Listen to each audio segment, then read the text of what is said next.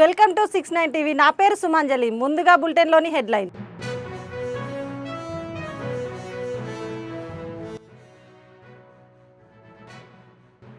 ఇందిరా మహిళా శక్తి విజయోత్సవాల కార్యక్రమంలో పాల్గొన్న Patancheru MLA Gudem Mahipal Reddy.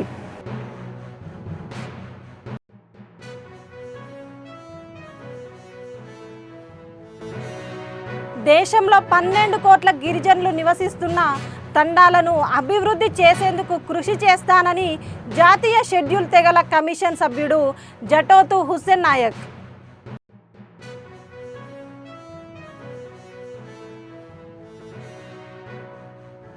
Jubilee Hills ACP Venkatagiri and team city కార్యాలయంలో MLC Teenmar Mallanna statement record చేసుకున్న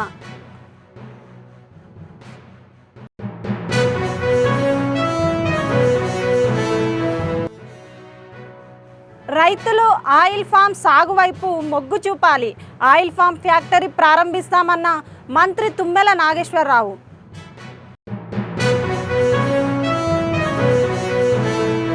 ఇక డీటెయిల్స్లోకి వెళ్తే, రాయదుర్గం గోపాన్పల్లిలో ప్రభుత్వ విశ్రాంత ఉద్యోగులకు కేటాయించిన ఇళ్ల స్థలాల భూమిని ఆక్రమించుకునేందుకు ఓ సొసైటీ ప్రయత్నిస్తుందని తెలంగాణ ప్రభుత్వ పెన్షనర్ల సంఘం రాష్ట్ర అధ్యక్షుడు కనకం కొమ్రెల్లి ఆందోళన వ్యక్తం చేశారు. రాష్ట్ర ప్రభుత్వం ఆక్రమణదారులను అడ్డుకొని తమ స్థలాలను పరిరక్షించాలని డిమాండ్ చేశారు. గోపన్పల్లి బీటీ ఎన్జిఓస్ హౌసింగ్ సొసైటీకి చెందిన స్థలాన్ని కొందరు ఆక్రమిస్తున్నారని ప్రభుత్వం స్పందించి అడ్డుకోవాలన్నారు. గోపన్పల్లిలో సొసైటీ సభ్యులు బషీర్బాగ్లో సమావేశం నిర్వహించారు. 2010లో రాష్ట్ర ప్రభుత్వం సొసైటీకి గోపన్పల్లిలో 142.11 ఎకరాల స్థలాన్ని రిజిస్టర్ చేసిందన్నారు. మీద స్టేటస్ కో వచ్చినందువలన ఎవ్వరు కూడా ల్యాండ్ మీద ఎలాంటి అభివృద్ధి పనులు చేయకూడదు, దాంట్లో ఎలాంటి నిర్మాణాలు చేయకూడదు, ఈవెన్ గవర్నమెంట్ కూడా చేయకూడదు, మా సొసైటీ కూడా చేయకూడదు. అందుకనే మేము కోర్టుకు వెళ్లకుండా గవర్నమెంట్ను ఒప్పించుకొని మంచి మాటతోని గవర్నమెంట్ ఫేవర్గా వండుకుంటూ మేము మా ల్యాండ్ తెచ్చుకొని మరి మేము ఇల్లు కట్టుకోవాలనే ఆశతో ఉంటే ఈ రోజున మరి వాళ్ళు వచ్చి అంత చేసినా సరే ఇటు పోలీసు వాళ్ళు మామూలుగా మరి కంప్లైంట్ సత్యనారాయణ గౌడ్ కంప్లైంట్ ఇస్తే పోలీసు పోయి వాళ్ళని అడిగితే ఆ రంగారావు అంటే ఆయన పోలీస్ స్టేషన్ నేను వెళ్ళిపోయింది. మేము కూడా వెళ్తే రంగారావు లేడు. కానీ దీనికి అంతటి కారణం ఒకటి మీరందరూ గమనించాలి. ఒకసారి స్టేటస్ కో ఉన్న తర్వాత ల్యాండ్ తీసుకునేటప్పుడు పంచనామా చేసుకుని 189.11 ఎకర్స్ అని తీసుకున్నారు. మరి అంతే ల్యాండ్ మాకు ఇవ్వాలి. అయితే మేము అప్పుడు లేఅవుట్ చేసినప్పుడు కూడా అదే సర్వేయరు అదే రెవెన్యూ డిపార్ట్మెంట్ వాళ్ళు కొలతలు చేసి ఆ హద్దులు చేసిన తర్వాత మేము లేఅవుట్ చేసుకున్నాం. మరి ఈరోజు కొత్తగా మరి వాళ్ళ సర్వే నంబరు ఏ విధంగా మా ల్యాండ్లకు చొచ్చుకొని వచ్చింది, ఏ విధంగా మా 60 ఫీట్ల రోడ్డు కొట్టేసిండ్రు. దీన్ని అంతా రెవెన్యూ డిపార్ట్మెంట్ వాళ్ళు పట్టించుకోకపోవడం మాకు చాలా బాధాకరంగా ఉన్నది. ఇది అంతటికీ బాధ్యత వహించాల్సింది రెవెన్యూ డిపార్ట్మెంట్ మాత్రమే. రెవెన్యూ డిపార్ట్మెంట్ కు స్టేటస్ కో ఉన్న తర్వాత దాన్ని స్టేటస్ కో మెయింటైన్ చేయవలసిన బాధ్యత ప్రధానంగా ఎంఆర్ఓది, ఆ తర్వాత ఆర్డీఓది, ఫైనల్ గా కలెక్టర్ ఉంటుంది. కానీ లోకల్ ఉన్నటువంటి వీళ్ళు ఇన్స్పెక్టర్ కావచ్చు, గిరిదావర్ కావచ్చు, ఆర్ఐ కావచ్చు, వీళ్ళందరూ రోజు తిరగాలి. మరి వాళ్ళు ఏం చేస్తున్నట్టు మరి అక్కడ పోతే ఎవరు దిక్కు లేదు, వాడి పని వాడు చేసుకుంటాడు. మరి మా సెక్రటరీ మా ప్రెసిడెంట్ వాళ్ళేమో మరి డీజీపీలు మరి కోర్టుకు అక్కడిక్కడ పోతానా. మేము కూడా రేపు మరి సొసైటీ ద్వారా ఇచ్చిన పిలుపు మేరకు మేమందరం కూడా పెద్ద ఎత్తున ధర్నా చేస్తాం. అవసరమైతే ఆ ఖాళీలు అవన్నీ కూలగొట్టి మరి దేనికైనా సిద్ధంగా ఉంటాం. తర్వాత వాడిని అక్కడి నుంచి తరిమి కొట్టే వరకు మా పోరాటం ఆగనే ఆగదు. మేము ఇంత దూరం తెచ్చుకున్న తర్వాత వాడికి అప్పచెప్పడానికి కాదు, ఎట్టి పరిస్థితుల్లో మేము ఆపం. ఒక పక్క లీగల్ గా ఫైట్ చేసుకుంటూ లీగల్ గా తీసుకొచ్చి ఎల్లగొడతాం. లేదనంటే అక్కడ ఉండి ప్రభుత్వమే ఎల్లగొట్టే వరకు మేము అక్కడే ఉండి ఉద్యమం చేయడానికి సిద్ధంగా ఉన్నాం. మండలం జాతీయ రహదారిపై తెల్లవారుజామున రోడ్డు ప్రమాదం చోటు చేసుకుంది. బెంగళూరు నుండి విజయవాడకు వెళ్తున్న ప్రైవేట్ ట్రావెల్ బస్సు ముందు వెళ్తున్న లారీని అతి వేగంతో ఢీ కొట్టింది. ఈ ప్రమాదంలో ప్రయాణికులను ఎక్కించే నాని అనే వ్యక్తి బస్సు క్యాబిన్లో ఇరుక్కుపోయి అక్కడికక్కడే మృతి చెందాడు. మృతదేహాన్ని పోస్టుమార్టం నిమిత్తం కోవూరు ప్రభుత్వ ఆసుపత్రికి తరలించారు. సమాచారం అందుకున్న పోలీసులు సంఘటన స్థలాన్ని పరిశీలించి కేసు నమోదు చేసి దర్యాప్తు చేస్తున్నారు. ఈ ప్రమాద సమయంలో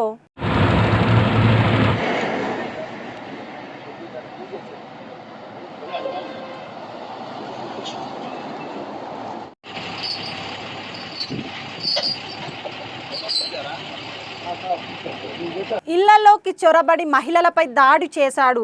అడ్డుకోబోయిన వారిని కర్రరాళ్లతో దాడి చేసి గాయపరిచాడు. పలు వాహనాలను ధ్వంసం చేశాడు. స్థానికులు సైకో గురించి పోలీసులకు సమాచారం ఇవ్వడంతో పోలీసులు సంఘటన స్థలానికి చేరుకొని సమయస్ఫూర్తితో వ్యవహరించి పోలీసులు సైకోను పోలీస్ స్టేషన్కు తరలించారు. సైకో బారి నుంచి పెను ప్రమాదం తప్పింది. లేకపోతే సైకో చేతిలో ప్రాణాలు కోల్పోయే పరిస్థితి ఏర్పడేది.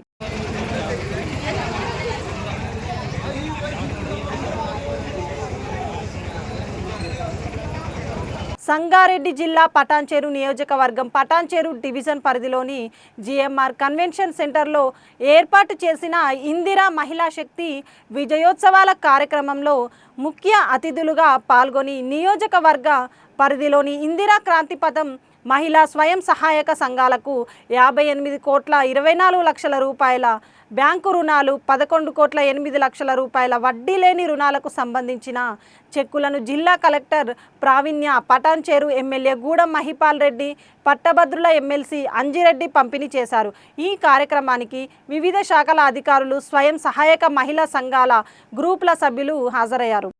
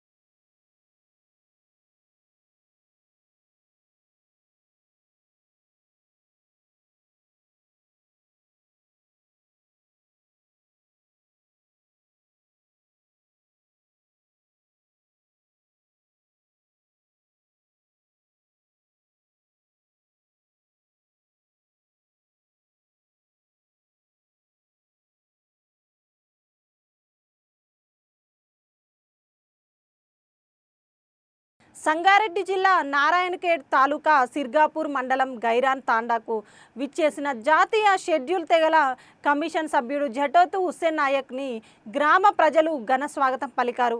దేశంలో 12 కోట్ల గిరిజనులు నివసిస్తున్న తండాలను అభివృద్ధి చేసేందుకు కృషి చేస్తానని జాతీయ ఎస్టీ కమిషన్ సభ్యుడు జటోతు హుస్సేన్ నాయక్ అన్నారు. అశ్వారావుపేట మండలంలోని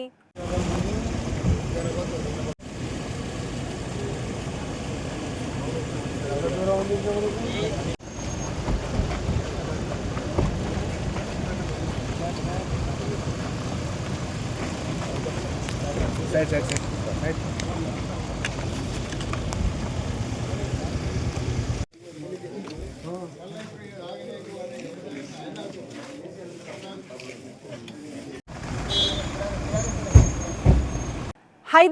ప్రణవ గ్రూప్స్ ల్యాండ్ షేర్ హోల్డర్స్ తమ ప్రాపర్టీ తీసుకొని కనీసం ప్రవణ టవర్స్ వద్దకు కూడా రానివ్వకుండా అడ్డుకోవడంతో ఆందోళనకరంగా మారింది.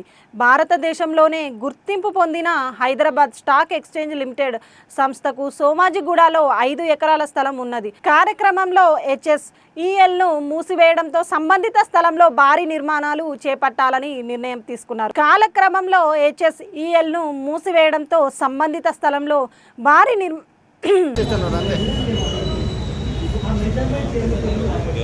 చెప్పండి సార్ ఏం బోలో తెలుగు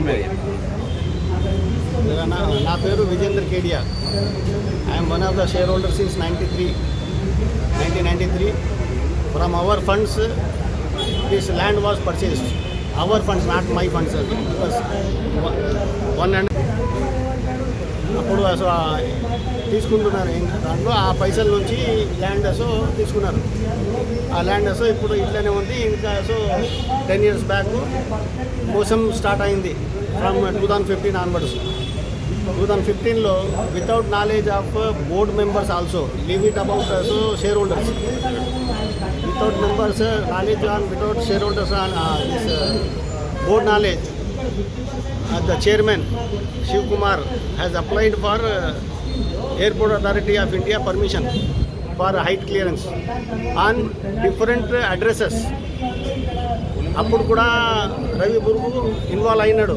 రవి బుర్గు అది ఇన్వాల్వ్ అన్అఫీషియలీ. తర్వాత కూడా అప్పుడు ఇది చేసుకున్నారు, ఇద్దరు కలిసి చేసుకున్నారు. శివకుమారు మళ్ళీ రవి బుర్గు ఇద్దరు కలిసి చేస్తున్నారు. తీన్మార్ మల్లన్నకు ఈరోజు ఫోన్ ట్యాపింగ్ కేసులో స్టేట్మెంట్ ఇవ్వడానికి రావాలని చెప్పిన సిట్ అధికారులు. అనంతరం ఫోన్ ట్యాపింగ్ కేసులో తన స్టేట్మెంట్ ఇవ్వడానికి సిట్ కార్యాలయానికి వచ్చిన ఎమ్మెల్సీ తీన్మార్ మల్లన్న ఒక స్టేట్మెంట్ రికార్డ్ చేసుకున్న Jubilee Hills ACP Venkatagiri and team. Kuntla Chandrashekar Rao గారి సారథ్యంలో నడిచినటువంటి బీఆర్ఎస్ పార్టీ పరిపాలనలో కొన్ని వేల ఫోన్ నెంబర్లు ట్యాప్ చేయడం జరిగింది.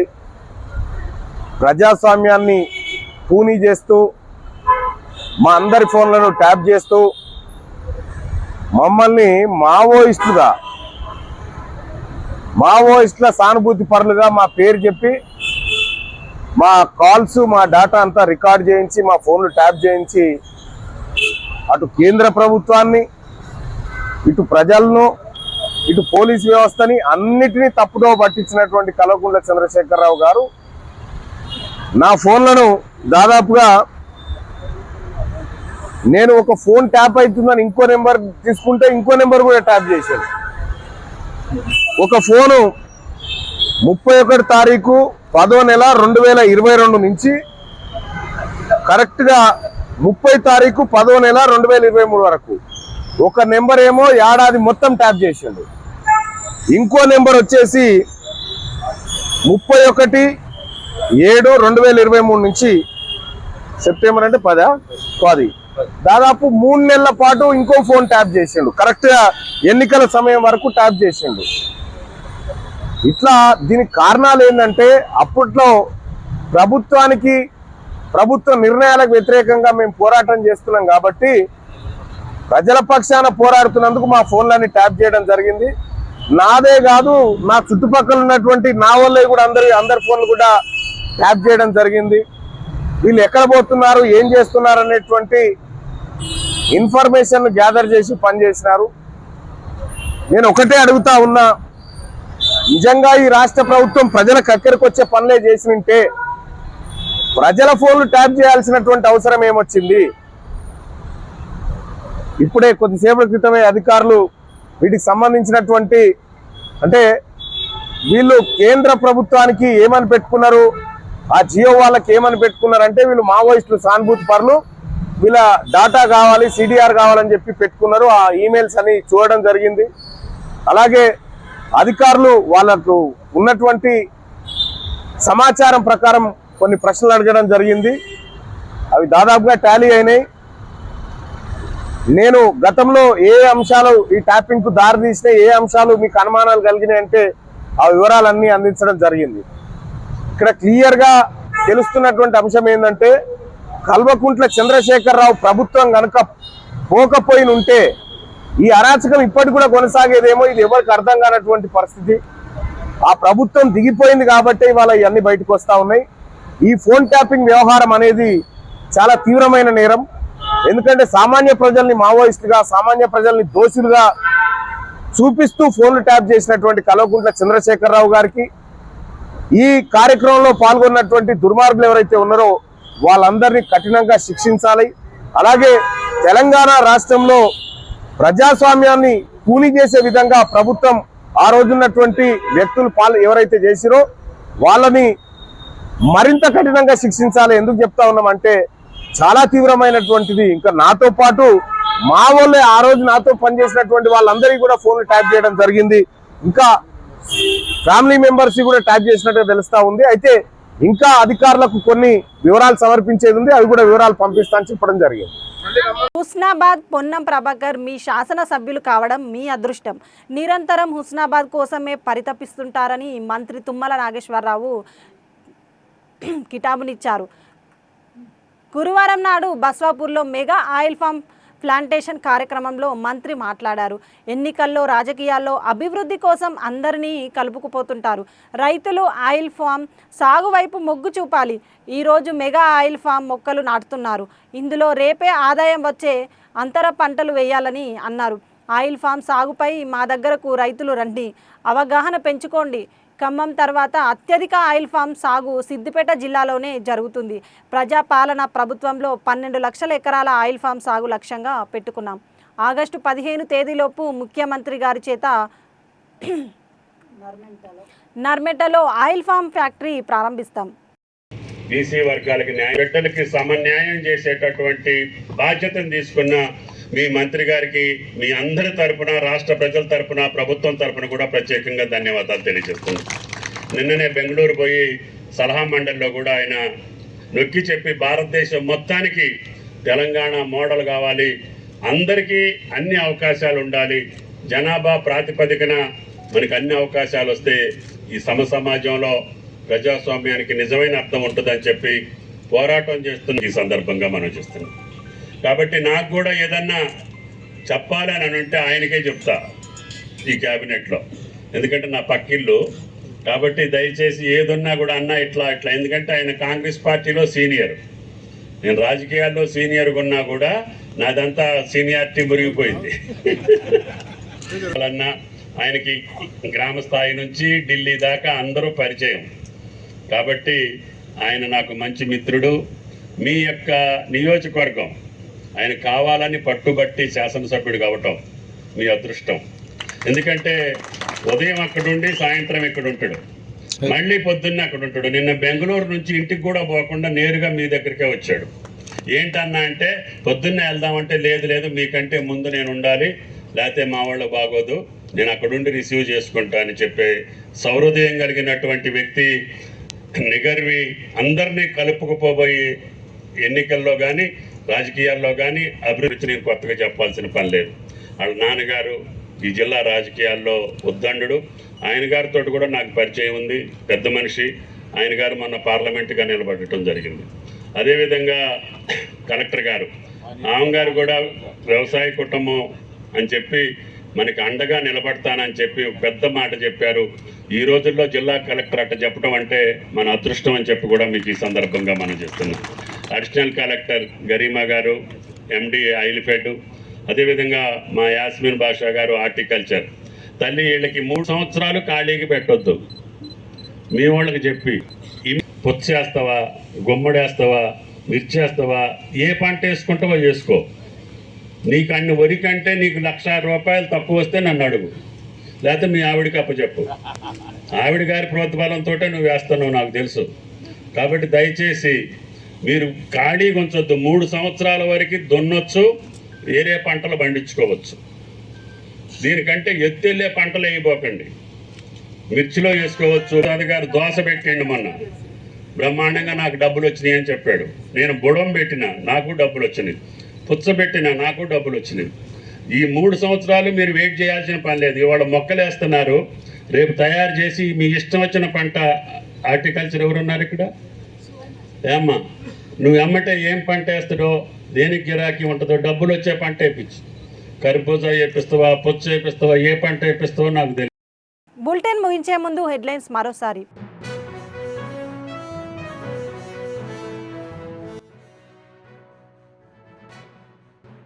ఇందిరా మహిళా శక్తి విజయోత్సవాల కార్యక్రమంలో పాల్గొన్న Patancheru MLA Gudem Mahipal Reddy.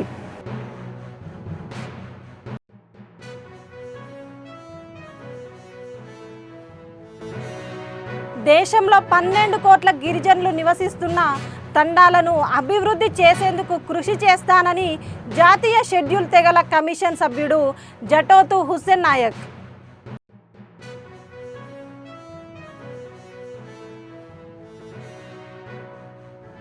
Jubilee Hills ACP Venkatagiri and team city కార్యాలయంలో MLC Teenmar Mallanna statement record చేసుకున్న.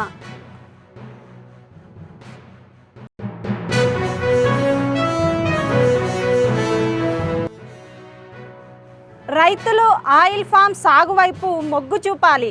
ఆయిల్ ఫామ్ ఫ్యాక్టరీ ప్రారంభిస్తామన్న మంత్రి తుమ్మల నాగేశ్వరరావు.